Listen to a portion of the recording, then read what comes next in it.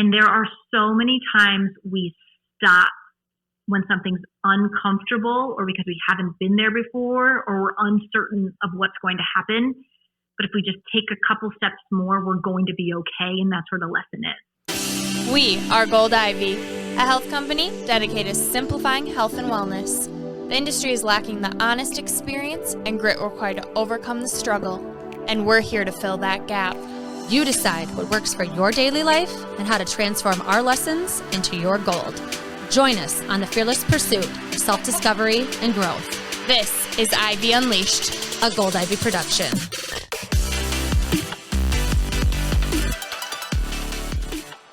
Welcome back! Woo, welcome! This is Ivy Unleashed, episode number 4. We are so grateful that you guys are here with us. Today we are talking all about mindset and the power of thought. Oh, so powerful. I am so excited. This episode is going to absolutely blow your mind. We are so excited to have our very first guest on Ivy Unleashed. Yes! You are not going to want to miss this episode. Not at all. I cannot even express in words how excited I am. And for all that we're going to learn today, I mean, we are, Brooke and I, the presence of this being. We are giving you access to an incredible mind. Yes. And if you are listening with an open mind, you are going to leave transformed. Yes, absolutely. So mindset and how we talk to ourselves, to me, is the most underrated, least discussed, powerful topic. No one teaches you that. Nobody teaches you. No. And we talk about this a lot. And so we brought in a teacher. So we need a teacher sometimes. But it's about, channeling those thoughts, how we can change our frame of mind. And a book that I read, and you're reading too, by Cara Hatch, is called Mindset. And I love this powerful quote in the book in reference to teaching children early to develop the growth mindset.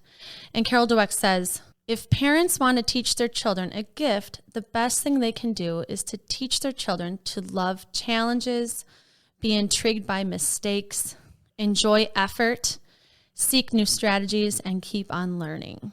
And so mindset really got me thinking about how I talk to myself, and it's something I'm working on with my insanely gifted health coach, Cara. She truly lives out what she preaches. She's the least judgmental force in my life, and she helps me feel at peace and powerful every time that I get to talk to her. I just feel like I could cry about it. I'm so grateful that I've met Cara and that she's a force in my life. I honestly channel her. She's gold. Well, I can't wait another minute. Let's get to this magical force. Yes. Born on the 4th of July, Cara is a firecracker committed to shining light on the divine gifts each of us were given. She has a master's degree in kinesiology and health promotion, is a national board certified health and wellness coach, and Evolved NLP Master Coach, who combines evidence-based behavior change, theories with human design, and her intuitive gifts to deliver one-of-a-kind coaching experience to super sharp women who know they could make their goals a reality if they could just get 15 minutes to themselves. Oh, preach. Love that. Cara, welcome to Ivy Unleashed. It is an absolute pleasure to have you here. Thank you. I'm thrilled to be here. And I'm super excited. It's episode 4 because 4 is my lucky number. So thank you. Thank you for Maybe coordinating that's that. it too. And Beyonce. Beyonce was born on the 4th. It's her lucky number. She's got a 4 on her hand. Hey. You, me, and Beyonce. You like Right. 4? You were born on the 24th. Yeah, it was my golden birthday. Yesterday. Wow. This is the birthday episode. I love it. So, So Cara, how are you, first of all? I am good. I actually am doing really well. I realized that 2020 is teaching me that I am capable of even more than I could imagine. Oh, I love And that. Just been an opportunity to learn to do things in a brand new way. So yes. I am good. Sounds like a growth mindset versus a fixed mindset. Ooh, don't even get her started. All right. Well, let's jump in. We have so many questions. We want to pick your brain. We want to just hear from you. I'm going to do my best to just lock it up and be quiet because I just want to hear all of your words. So let's jump in. The first question we have for you is, when we think of you, we think of the power of thought. You're just like a thought leader and have changed the way that I talk to myself and the way that I think about my power over what I'm thinking. And so for you, what does the mindset and the power of thought mean to you, and why is it so important that we talk about this? Yeah, I'm really glad that you asked about it. I find it really interesting because for years I thought something was wrong with me. And what I thought was wrong with me is that I have the ability to look on the bright side or find the gift in a challenging situation. It's just always kind of been who I am. And historically, people had told me, oh, you're not being realistic. You just, not everything is always good. Mm-hmm. And I even was talking to a therapist. I was like, am I in denial? Like, is something wrong with me? Like, what am I just pretending that things aren't there? And they're like, no, like, it's a skill to choose the story that you're telling yourself. Oh. And then at work years ago, they had us do that Strength Finder assessment. Yeah. And it turns out that positivity is a strength. And like, I knew that, but I didn't know it was like an official thing. Right. Like, oh, that's a measurable skill. And I've always been someone who has loved TV and loved reading and the power of story. Mm-hmm. And what I recognize is that we have the ability to choose the story that we are telling ourselves about our life and about external circumstances. And that's where mindset and the power of thought comes in, is that we don't have to believe things that we think. So did that start when you got a therapist? Like, was that the first time that you were like, whoa, that's what I'm doing? Or how did that kind of start for you, that like, oh, you started piecing it together? Yeah, it evolved over time. Recognizing as a skill, I think, has really evolved over the last 5 to 10 years. But when I look back in time, I was the elementary school kid watching Oprah. I was watching 2020 with Barbara Walters, like always watching stories and hearing other thought leaders. Like, I was drawn to that, reading personal development stuff when I was in 10th grade. Who does that? I don't know. It's just what I've been drawn to, and recognizing going through challenging times in the last 5 to 6 years have been the most transformational in my life. And I feel like I've been thriving through it by choosing the story I tell myself. But then if I'm too stuck in my own head, seeking out coaches, therapists, friends, being willing to melt down. To be vulnerable, sounds like. Well, yeah, because you have to be. Because I think sometimes we can hide behind positivity and we can hide behind affirmations, and that actually works against us. Because if we don't believe an affirmation, we're reinforcing the negative thought. And can you say that not again? many people are talking about that. Yeah. Okay. If you do not believe the affirmation that you're telling yourself, you are actually reinforcing the negative belief that you're trying to overcome. Oh, it's gold. I got to take some notes. Oh, wait, we're recording. We're going to be good. Yes, I love that. It sounds like realizing with Oprah and 2020 and all this kind of started when you really honed into self-awareness and getting a therapist and all these things. Can you kind of speak on that and what that, first steps looked like of honing into that for, someone who is struggling with negative and limiting self-beliefs, kind of where they can start? And, we hear a lot about self-awareness, but how do we apply that and put that into practice? Self-awareness came when I made the decision to stop blaming everybody around me. Ooh. How did you know that you were blaming people? Because they wouldn't change. Yes. I was so concerned that I was surrounded by all of these people who had so many issues. And the story at the time that I was telling myself was like, if they would just listen to what I would tell them to do, life would be better. So then, okay, so you think about this, like if you have this drama circle and you are the center of the drama circle, you are the common denominator. You are the issue. Yeah. And if you can't change other people, well, guess what? It's time that you get to step up Yes. and change yourself. And with change, you can't have change until you have awareness, because you don't even know what you're going to change. Right. Or you might be listing what other people tell you should change. You don't even know if you want to change that. So you've got to have that awareness. But we can't have awareness until we pause. Got to pause and wait and listen and observe. And in that pause, what you become aware of your self-talk, you become aware of how you're talking about other people, and then you also become aware of the things that you're bringing into your life that are creating traffic. And then you've just got to be really honest of, am I going to keep those things in my life? And with all those things, you've also got a story about why it's important to keep it or why it's important to let it go.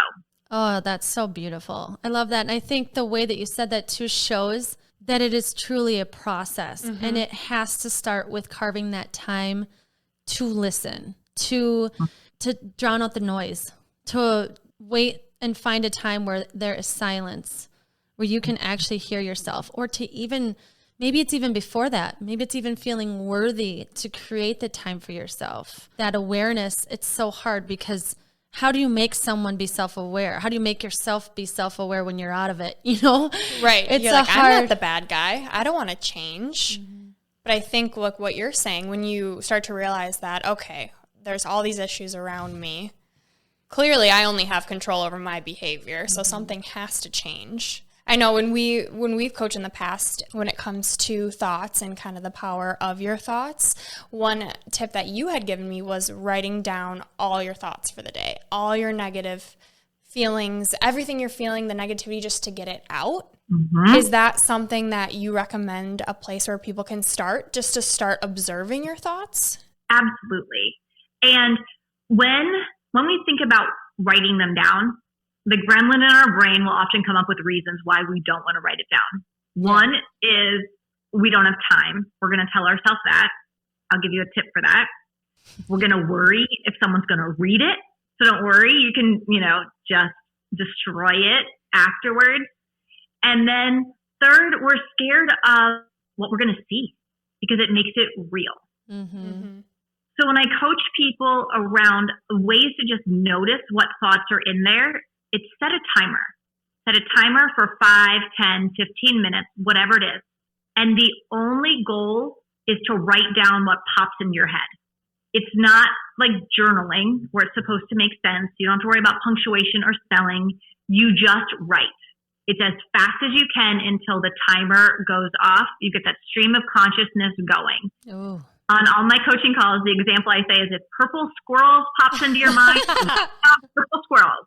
I love that. And then if you get stuck while you're writing and there's still time left, switch to your non-dominant hand and keep writing. You will pull different thoughts because you're accessing a different part of your brain. Yes.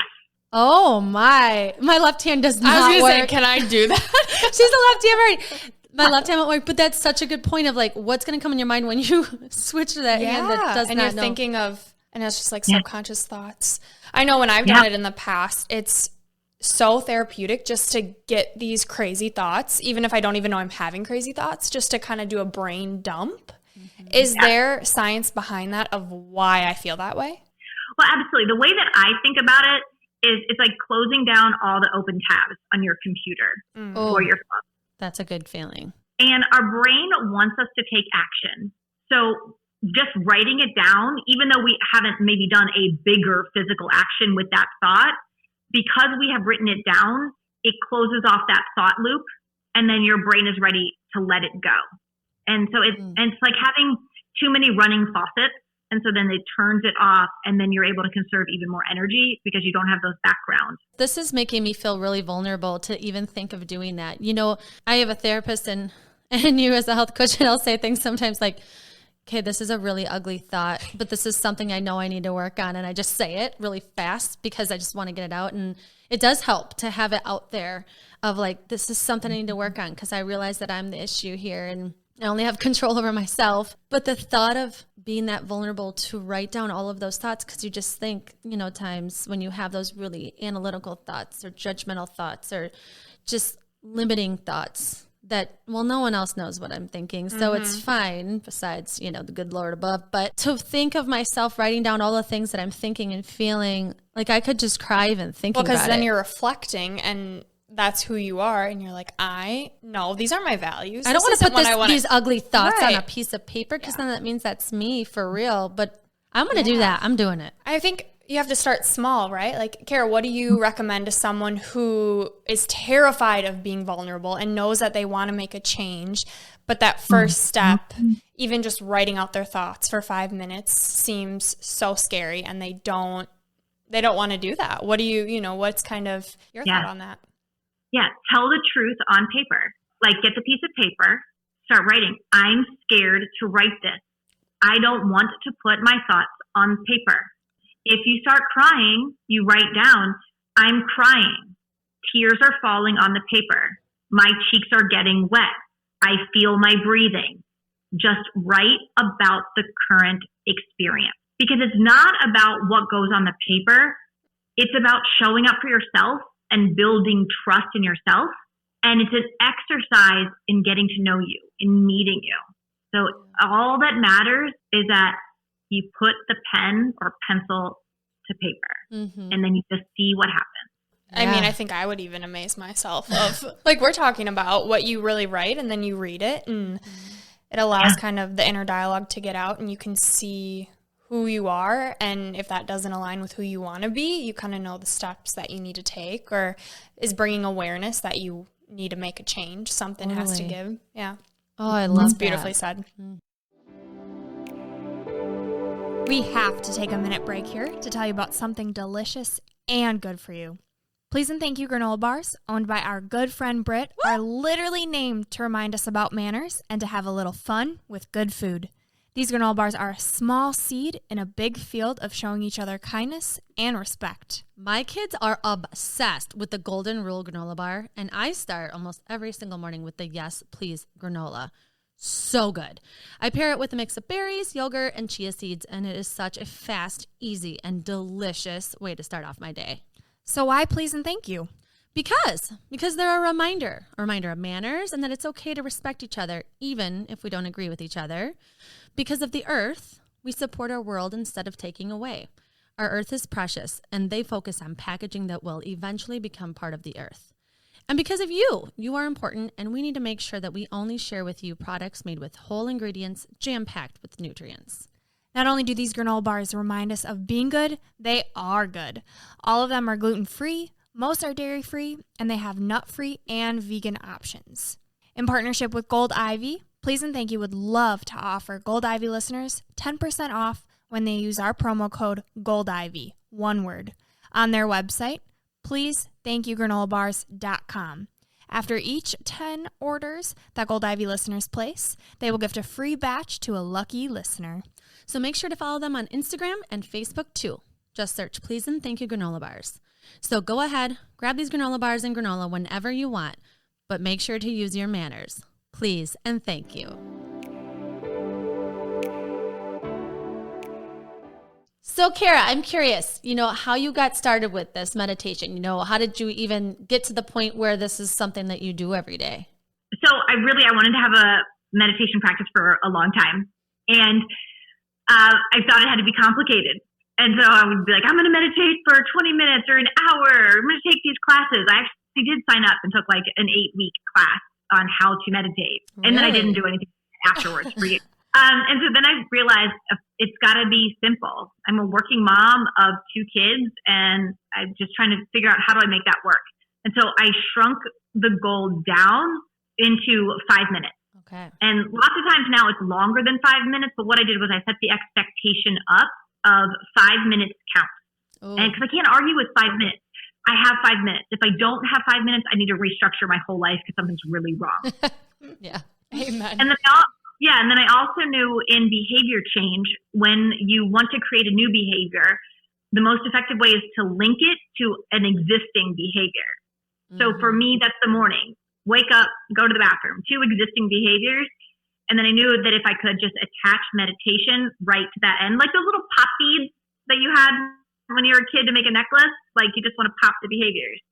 And so in the corner of my bedroom, I set up a meditation cushion and little table. So I see it as a visual cue. And then when I wake up, it's wake up, bathroom, sit. Okay. And then I also track it on an app because I like numbers and I'm competitive. So I like to see the daily streak go up. And then you don't want to mess up that streak. You do not want to mess up that streak. No, I don't at all. And so I do that. And then I use either Insight Timer or the Muse headband, or sometimes I just sit. And it's just having that time to myself.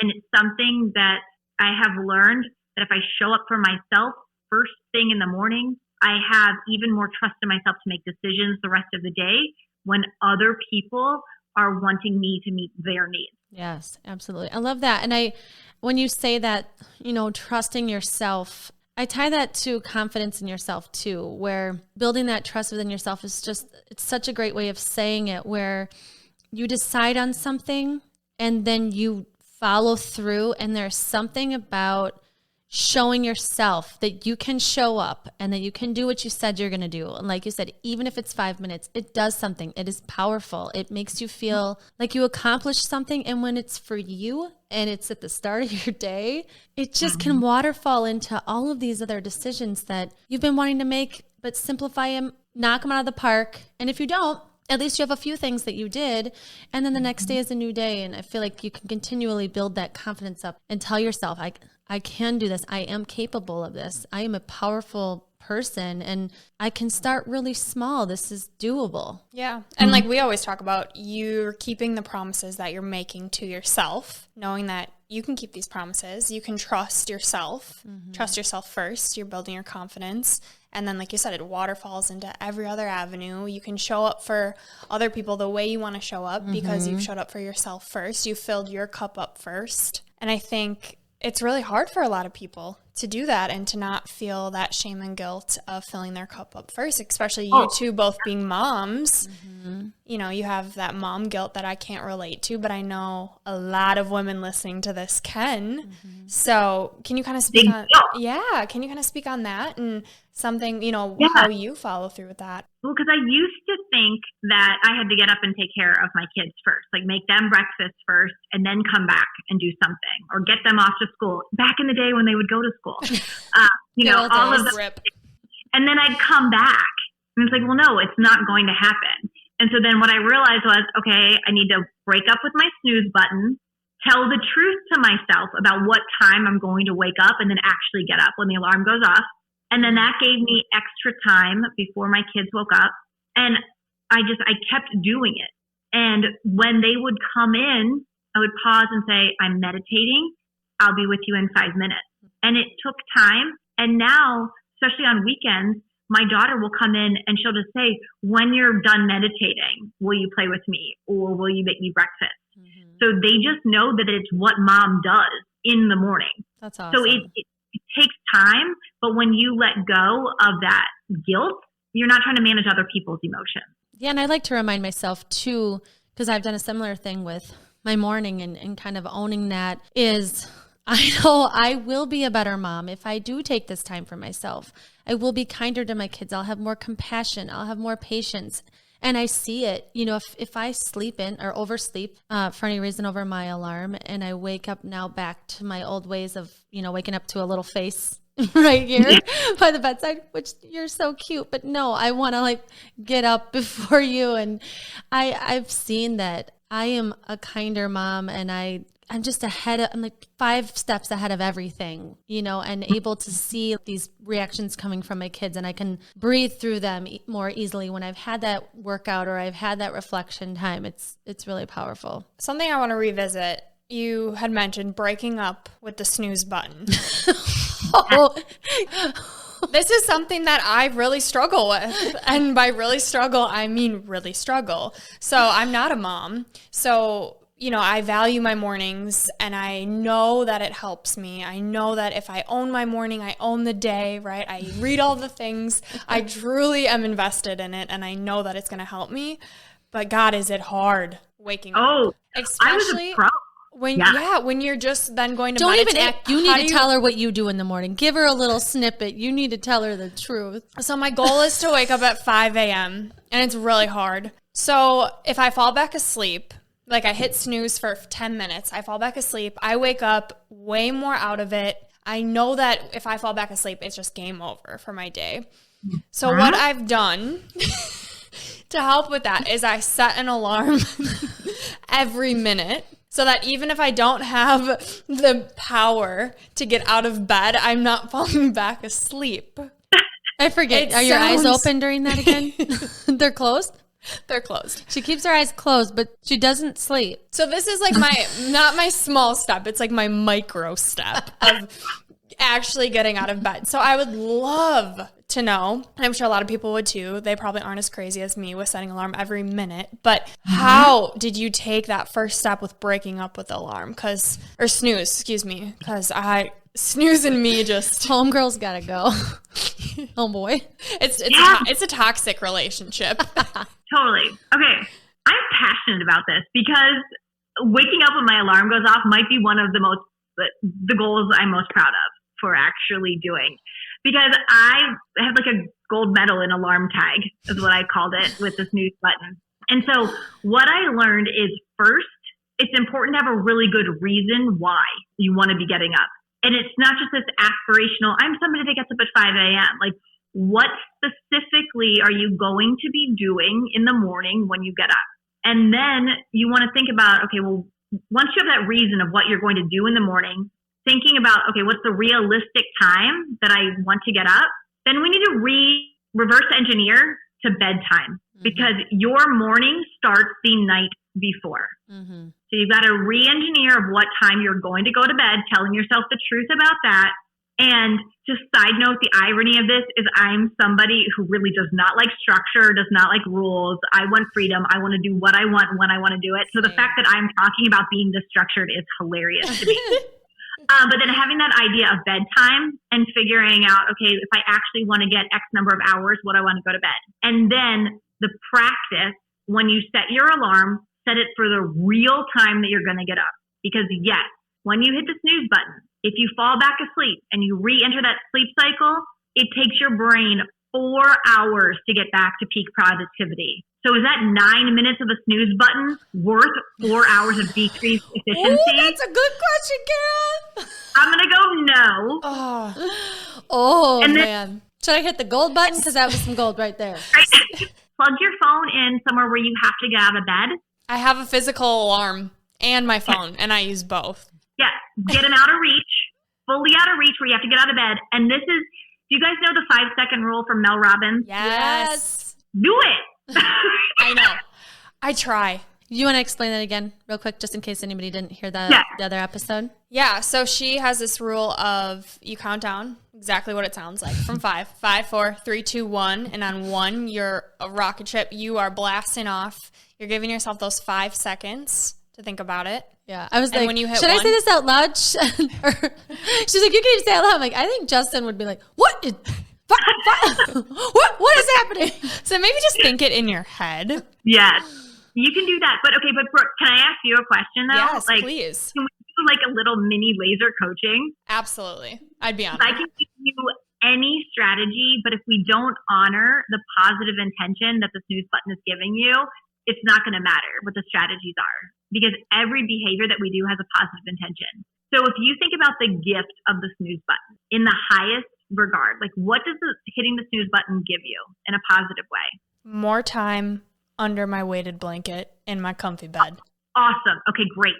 So, and I'm going to go rapid fire. Yep. When you have more time in your comfy bed under the weighted blanket, what does that give you? Peace. Yeah, awesome. Totally understand. So when you have peace, what does peace give you? I feel like I can fully just be myself. I'm not worried about doing the next thing or acting a certain way. I can just be. And being a go-getter and go. I'm trying to find this balance of doing and being. It's a hard balance. Yeah. Yeah. So when you can totally be yourself at the highest level, what does that give you? A sense of what? Purpose. Purpose. Yes. Great. And when you've got that sense of purpose, what does purpose give you? a meaningful life, the reason why I'm here on earth and what I was put on this earth to do? Absolutely. So if there were new and helpful ways to experience your purpose and the reason that you're here on earth, to fully feel that even more often, would it be okay to let go of that old thing you used to do in the morning? Yeah. Finding a different way and different time to do it. There's got to be a different way. Just so comfy under there. Yeah. Oh, I love that. That's powerful. That is. Yeah. Gets me thinking. Yeah. Absolutely. So yeah, it's good to know that, isn't it? That's what your brain links that old behavior to. And once you understand that that's what your brain wants, your subconscious mind, the prime directive is to take care of you. It understands your highest good. And so it's saying, like, Brooke wants more purpose. She wants that feeling of really doing what she's meant to be here to do. And so once you have more of those opportunities, it was just showing up as that old thing. It doesn't have to say that. You can let go of that. I have chills. Wow. Yeah. That is crazy to link those things that way. You know, you think it's this innocent little tap, and it means so much more than that. But that also just shows you the power of digging in and listening to your truth. Mm-hmm. And why am I feeling this way? Okay, let's take it a step back. Mm-hmm. And knowing that you have all the answers all along of what you're searching for, if you just give yourself that time to be quiet and allow yourself to think what you're thinking. Absolutely. Mm-hmm. And I think too, something, you know, if someone's just getting started in this, I think it's important to acknowledge the work that we've all done on ourselves and the measures that we've taken to get to the place where we are aware we are making these shifts, or we did decide to get a coach, or we did decide to get a therapist or whatever. And I think that sometimes it's overwhelming to think about getting started. And I think we need to talk too about what we've done, you know, how we've kind of gotten here. You know, we're all health coaches. So obviously we talk about behavior change, and we talk about how we talk to ourselves, or how we're going to troubleshoot things or whatever. But I feel like in my life, I've read a ton of books about this. I've really taken time to realize the importance, or to learn about the importance, or to read about the science, or to read about the evidence. I know you've gone across the world to explore this. And I would love for you to talk about what kind of an experience that was. I believe you went to Bali. I did. Yeah. I want to hear how that trip transformed you. Or I'm not telling people they should go to Bali, but I do think it's important with someone that has such great insight to see kind of how you got there, what a big trip like that did for you, and how it's kind of translated into your day-to-day, or, you know, your family life, or whatever it's done for you. Bali was amazing. I went there with 30 members of my soul family that I've been studying with for years, and I love to travel. And what I've learned the most about traveling, because so often we go to these places to experience new things, or, you know, learn life lessons and experience new cultures. That's all there. And it's important to know that you are still you going to the places. So like all of your stuff, your internal stuff, is going to travel with you. You can't escape that. And when I was in Bali, experiencing just a culture, the gratitude there is tangible. The people are so joy-filled, independent of material belongings. It's amazing to be in that presence. And they're so dedicated to their spiritual practices. I was grateful to have that. And it was also a time to push beyond my own comfort level. And so I can remember there was a point where there was a blessing, and then we walked out into like the sea, and it was cold and it was overcast, and I'm not very tall, and I didn't know how the water was going to be. And so I'm walking out there, and I kept just saying, one more step. And then at one point I turned around to see where the shore was, and I didn't realize how far I'd gone out. And the thought that came to me was, I went farther than I thought I could, and I'm okay. Oh, I love that. And there are so many times we stop when something's uncomfortable, or because we haven't been there before, or we're uncertain of what's going to happen. But if we just take a couple steps more, we're going to be okay. And that's where the lesson is. Yeah, I think listening to you share that story really resonates with me in kind of my journey on my health and finding out what my body is trying to tell me. And when I'm in moments of I can't take this any longer, and, you know, I have this vision and this purpose of who I want to be, and my body isn't allowing me to get there, and taking it, like you're saying, one step at a time and really going back in and saying, it's going to be okay. I don't know where I'm going to go. I don't know where this is going to take me. I don't know the end result and how I'm going to get there, but I can focus on the next step in front of me. So thank you for sharing that. That was really powerful. Yeah, absolutely.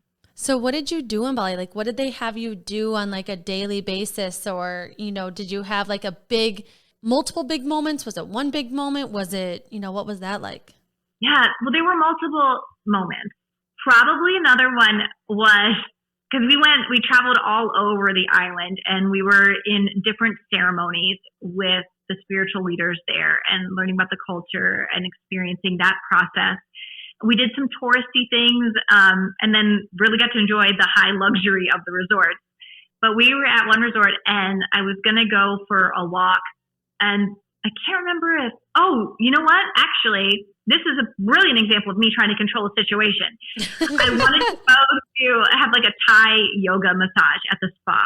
And I was convinced, I was like, okay, we only had like 2 hours the next morning. And I was on the phone. I'm like, I'm going to manifest this appointment. I'm going to call, and there's going to be a 9 o'clock available. I'm going to be done in time. I've got this. And I just said this prayer, I was like, I'm going to call and get this appointment as long as it's in alignment with divine will. I just kind of threw that up there. Called, nope, no appointments available. Like there's only an 11 o'clock, which wouldn't work with the schedule. And I was like, oh, fine. I guess I'm not this magical manifester that I thought I was. I was like, I'll just go for a walk instead. So I'm walking down the steps, and I ran into the holy man who was with our group and two of our friends. And he said, oh, come with me. We're going to a water or come with us. We're going to a water blessing. And I was like, when I didn't want to like intrude on these other people and just kind of invite myself to a blessing. Like that's like weird. But I was like, no, you know what? He asked, I'm going to go. Mm-hmm. So we go down to the holy pool, and you go from fountain to fountain and just kind of like setting intention, and he's praying over you. And then at one point, I'm trying to walk from one fountain to another. I stub my toe because it's like gravel rocks on the bottom, like break my toe, fall into the holy man's arm. And I'm like kind of embarrassed because I'm trying to move.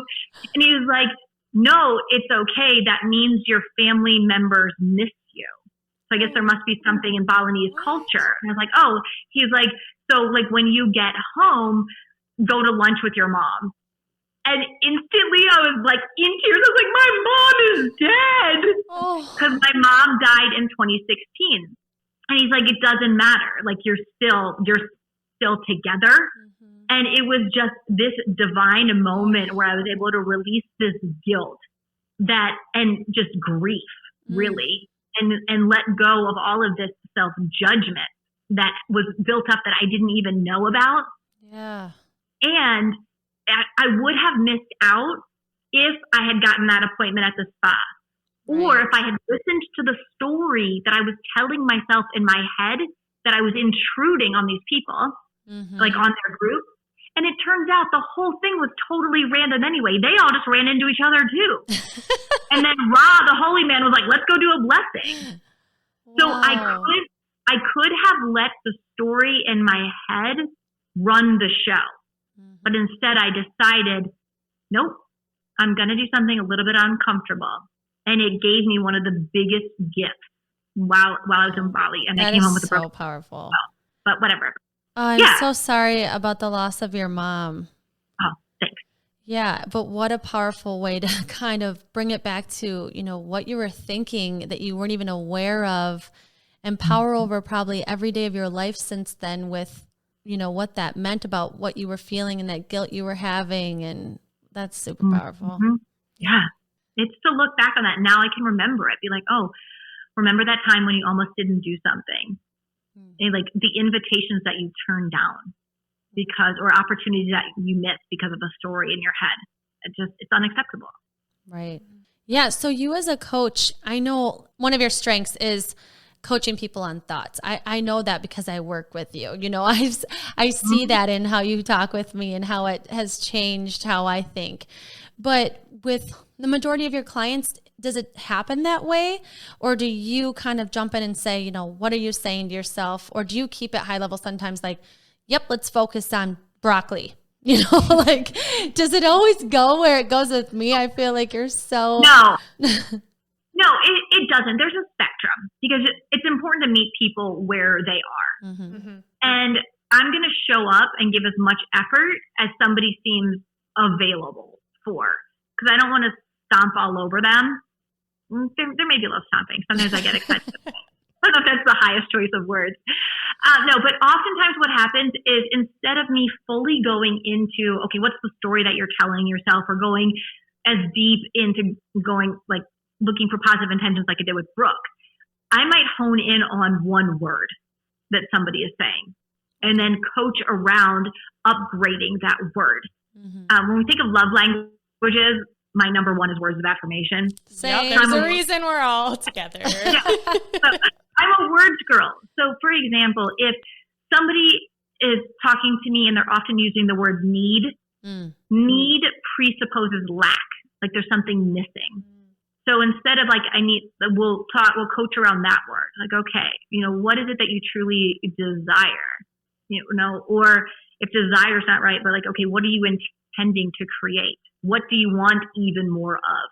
Well, let's try this. Yeah. Okay. So something that I'm working on to stop analyzing and judging myself as a mom. If I have a harsh reaction or I'm not as present as I thought I should be at bedtime, or I said something that I just kick myself about, I just analyze the whole situation, how I could do it better.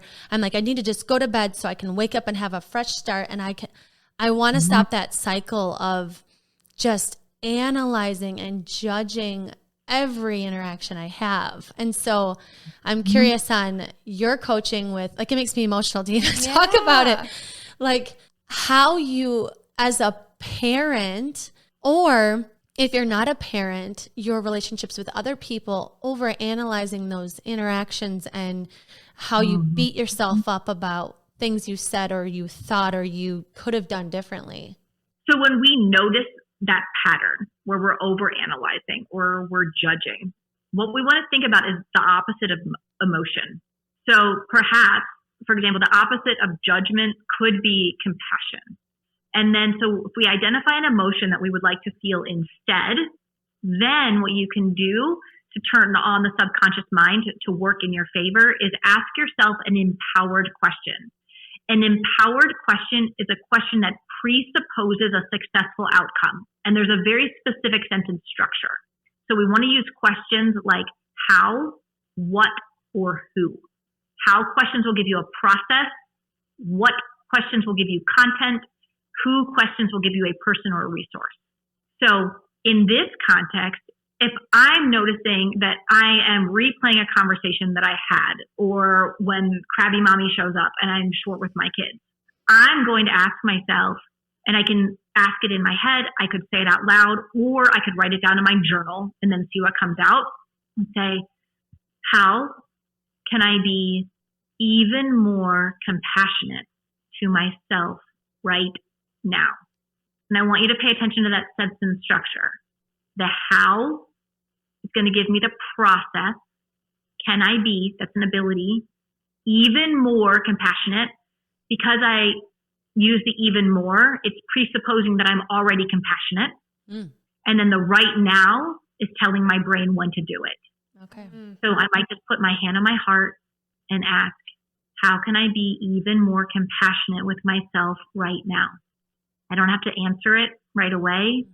It's just asking the question turns on the RAS, the reticular activation system in our brain, which is the part of our brain that pays attention to things in the world. We're programming it what to pay attention to.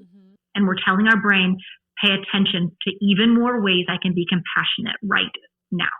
Ooh. So it's kind of like you're tricking or training your brain with this just like easy question and see what it comes up with. Yeah. In that And moment. I love crafting empowered questions with people because it's the quality of your life depends on the quality of the questions that you're asking yourself. Can you say that again? The quality of your life depends on the questions you're asking. And that's from my mentor, Niarka. Oh, I love that. I'm going to use that big time. So someone who wants to start asking better questions, where do they start? Good question. So that sentence structure, Mm-hmm. how, what, or who, purposely, rarely asking why questions. Okay. Why questions will give you, and especially being mindful of when you use them with other people, because when you ask a why question, you're eliciting a philosophical or a defensive response, where people feel like they have to justify what's happening. Mm-hmm. We don't want justification. We want content from a why so we can understand them even better, or we want a process so we can take more effective action. Or if we're asking a who question, we're looking to, who else can we connect to amplify our results? So just really paying attention first to how you're starting a question. Mm-hmm. Wow. So powerful. Yeah. Thinking about mindset and really where to start, I think the question that comes to me is, being at peace and changing the narrative in our head when our body isn't aligned to how we want to feel. And I've been reading a lot and practicing a lot with meditation and really being an observer of my thoughts and having this disconnect between, okay, my body is not my mind, right? I can control my mind, even if I can't control my body. But then I also want to be in one and in harmony. So I guess my question would be, when it comes to feeling at peace with your body and your situation even, maybe it's not physical, just kind of the situation you're currently in, being at peace, that being versus doing I was kind of talking about.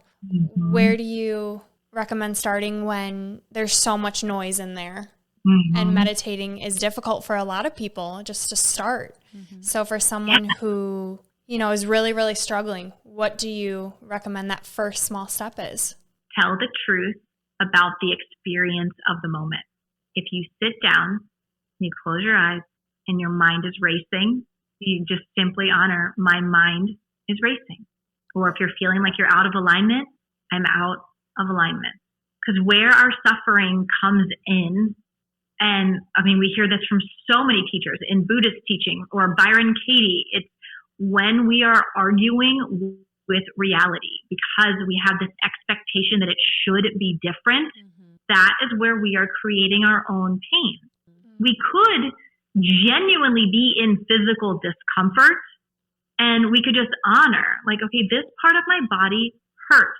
You could say, I have tension, I have burning. Like, you can describe the pain without amplifying the pain by arguing with the fact that you think that you shouldn't be in pain. Like, pain sucks, but like, why add more pain because you think that you shouldn't be in pain? Like, we create even more suffering as we're arguing with reality. Okay. And like you said, it goes back to those expectations, which has got to be hard. She just turned 25 yesterday. Her expectation is that she's healthy. So that's a hard battle to be like, I should be healthy. I'm 25. I have my whole life ahead of me, but I wake up feeling miserable a lot of times. And so it's like that. How do you tell yourself that I shouldn't expect something like this when, it does align with everything in your brain? I think that's tough. It's this inner conflict that I have between I want to be true with how I'm feeling and exactly what you're saying, Cara. And at the same time, I have affirmations of I am at peace, I'm healthy, and I know the power of affirmations. I've read, I've studied on it, but it's not true, right? Like, I can say I am healthy as much, but I don't feel healthy. So then is that me not being truthful to myself? You can go neutral if you wanted to. So sometimes, what we want to think about is like laddering thoughts. And when I'm describing like, oh, just accept the reality or accept the pain, like, I don't mean it in some like flippant way. I have such deep compassion for that. And I think there can be a lot of like toxic positivity of like, oh, just have the affirmations, but no, we can go neutral. Yeah. So by going neutral is saying something like, my back aches and that's okay. Or we can go with like, my back aches and someday I might be okay with that. Yeah. Something that's helped me too, kind of going off of what you're saying, is saying, you know, being honest with how I'm feeling.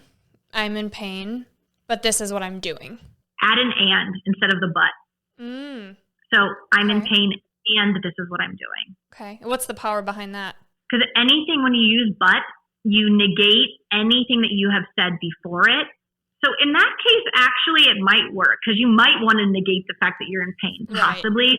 We just want to be really mindful of when we use it. Or how it makes us feel. Because I feel like it could be empowering to say, you know, I'm in pain and I'm going to have a great day or whatever. You know, because but does feel a bit more negative than the and. I don't know.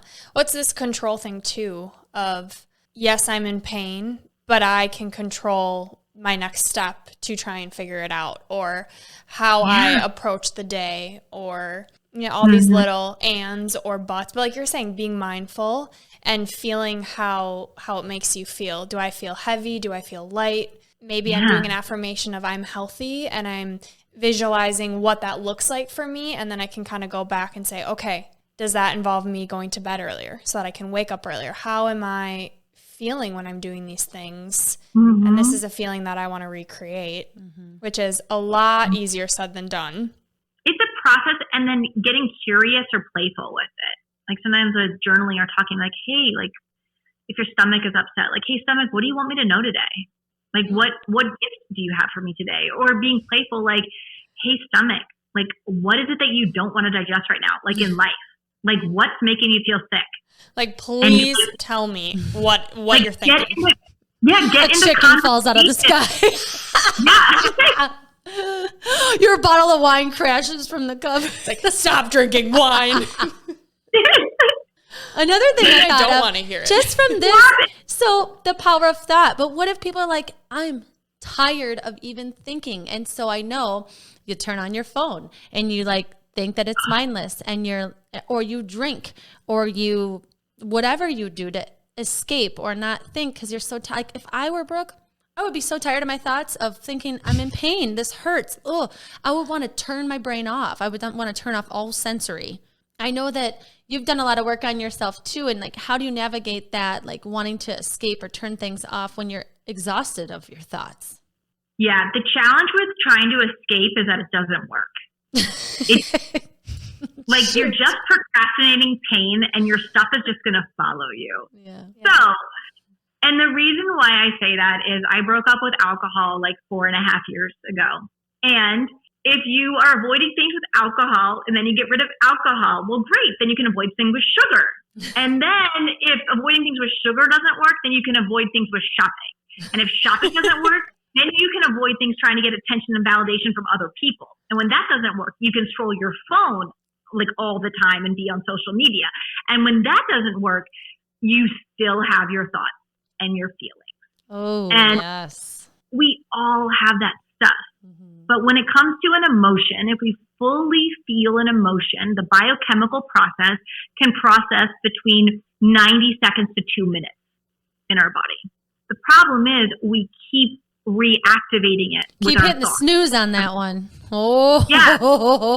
And so we do that. So it's, unfortunately, we've got to feel the stuff. And there's a difference between like thoughts and feelings and emotions. Like thoughts, the things that like the stories that we're telling ourselves can create feelings inside of our body. And then emotion is what we do. Like it's the energy coming out of how we're expressing those feelings. And so we just need to be really mindful of if we don't have healthful ways to move that energy out, it's going to get stuck in the body.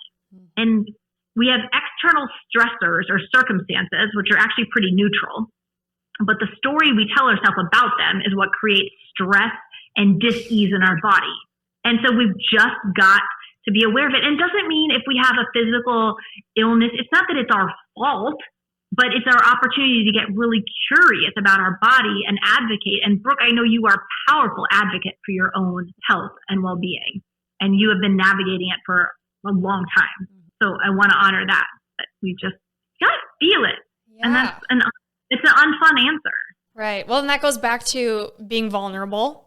Mm-hmm. And it sucks feeling it and being vulnerable. But like you're saying, am I going to keep outrunning this and filling this void with alcohol, sugar, social media?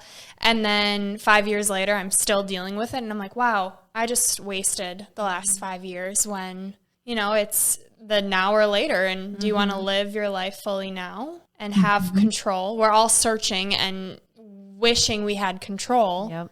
Okay, well, it starts within and our thoughts. I love, too, how you said that with the emotions coming from the feelings, coming from the thoughts, because that is the power of thought. If it's something that we can start to pay attention to, we can start to ask ourselves different questions. We can start to just notice that thought that's coming in. And like Byron Katie said, like you mentioned, is that even true? Is this thought true? And how can you absolutely know that it's true?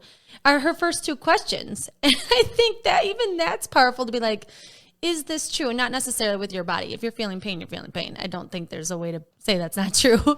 But these analytical thoughts I have of myself or of how I should be as a parent or how I should handle things, like, I don't even know if that's true, what I'm thinking I should have, could have, would have done, and how that would have affected the outcome. And then, I think it's just backtracking, just like with the snooze button, backtracking all the way to the night before. It's like the same thing with thoughts. Like if we get back to before the emotions are flying or we don't let them fly, get to the feelings. And then before that, get to the thoughts. Like the whole idea of just even noticing not all of those thoughts are true could change everything. Yeah, and like you're saying, the energy of just getting it out, that kind of ties totally back to what we first started talking about, journaling and just getting those thoughts out and why it's so therapeutic, because it's that energy, that negative energy literally coming out of us.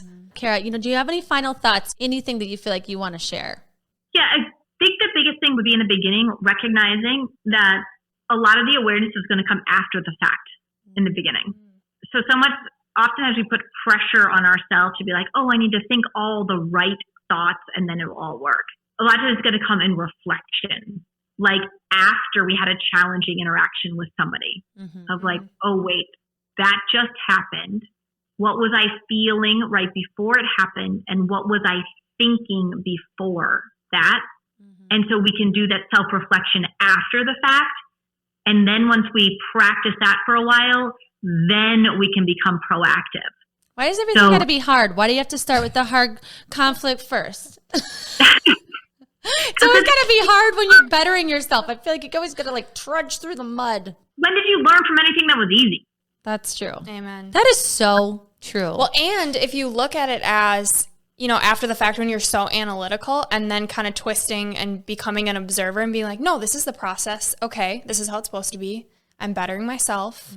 All right, let's think about it. So changing that to an observer. And directing it back to the IV of what we're talking about is growing through hard things. Yeah. And I think it's powerful that you're sharing your story. We're sharing our stories, things that we struggle with and that we're being vulnerable with. And, hopefully other people feel like they can share their stories. We want to hear our listener stories too. We hope to have them on the podcast if there's something that they found work for them, even if it's 5 minutes a day of meditation, which is a commitment. Or left with hope that they can break up with their snooze too. I mean, oh my gosh. Well, we just want to thank you so much. And, we end every show with our 3 gold stars. Before we get into that though, please remember that to all of our listeners that you can use all of Gold Ivy's resources, anything that you feel could benefit your life. Don't forget to subscribe to the Ivy Unleashed podcast. Find Gold Ivy Health Co on Instagram, Facebook, TikTok, Twitter. Get exclusive tips when you join the Ivy League for our weekly blog and Ivy newsletter. League. Ooh. And check out our website at goldivyhealthco.com, and you can find footage of this episode on YouTube. You guys got to see how beautiful Cara looks. Oh, she's an angel. Like she's shining. She's an angel without seeing her, but the vision comes to life when you get to see this video. You hear her and you're like, she's a light, and then you see her and you're like, oh yes. Yes. All right. Well, now it's time for the 3 gold stars. Cara, if there are 3 things that would be most impactful for our listeners to walk away with today, what would they be? Start small. Start your day getting to know yourself. So when you wake up in the morning, take 1 minute, rest your hand on your heart or rest your hand on your belly and just notice. Notice your heart beating or notice your belly rising and falling with your breath. Sit quietly for 1 minute and just connect with yourself before you connect with the world. So that would be the beginning practice. Number 2 would be know that you do not have to believe everything you think if you don't want to. You can consciously create your own thoughts and beliefs, and it doesn't matter what anybody else thinks. And then 3, experiment with putting your thoughts on paper. Try doing thought downloads. Set a timer for 5 minutes and just see what's there. And then once you have that awareness, you can decide what to keep and what to let go. It's kind of like KonMari method for your brain. You know, what actually brings you joy and let go of the rest. Oh, I love that. Ugh. All right. Well, another thing that we do with all of our guests when we wrap up is a segment we called Unleashing Ivy. So it's 3 rapid fire questions. Ooh, I can't wait to hear your answers. All right. You ready? Yeah. What's your favorite way to center yourself? Going for a walk in the sunshine. Ooh. Absolutely. Doesn't that sound so good I right miss now? sunshine. Minnesota. All right. 2, when you're struggling with negative self-talk, what's one thing that steers you in a positive direction? Writing it down and being brutally honest with what I'm telling myself. Okay. Number 3, what's one thing you wish you would have known sooner about the power of thought? That I wish that I had known sooner. That my word choice matters. To yourself? To myself, yes. And then also, if somebody's saying something negative about you, you don't have to believe that. You don't have to take that on. You can challenge that. That's so hard. And yeah. Well, and in my past, I've been in relationships where there are a lot of unkind words, and my stress or trauma response was freeze, and I didn't stand up for myself, and then I didn't stand up for myself in the moment, and then I was telling myself negative stories about the fact that I didn't stand up for myself. So it was actually creating like a double whammy. So I wish I had known sooner that other people's thoughts about me are none of my business. We'll have you back on for a whole episode on that. No kidding. Yeah. Oh, I love that. None of their business. Yeah, none of my business either, but yeah. Yes. No one's business. Yeah. The last thing we love to do on every episode is leave our listeners with a piece of gold. So this is a quote that speaks to your heart. Would you like to do the honors and leave our listeners with a piece of gold? Mm-hmm. Yes, and because it's important for me to get the words Yes. correct. So this is from my mentor, Nierka, and she is a powerful thought leader. She was Tony Robbins' top trainer for 5 years. Oh. And she taught me that the quality of your communication shapes the quality of your life. Every cell in your being aligns with what you declare. Wow. We are going to share that quote everywhere. And we want to share you, obviously, through the podcast. We want to share all of your goodness. But if people would like to find more of you, to hear more of your magic, where could they find you? Absolutely. You can email me at the number 4 and Cara, C-A-R-A, Hatch, H-A-T-C-H @gmail.com. Or you can find me on Instagram. It's at Cara_Hatch. Oh, it has been such a pleasure. It's always a pleasure to see you, to talk with you. I just want to thank you so much for taking this time. You are a working mom. You have a lot going on. It's a holiday week, but it has been wonderful to ask you so many questions and get your insight. You're just a magical woman. Yes. Oh my gosh. I think you both are brilliant. Thank you so much. Yes, you have been such a light. This is Gold Ivy signing off. Listen to your truth and go chase your gold.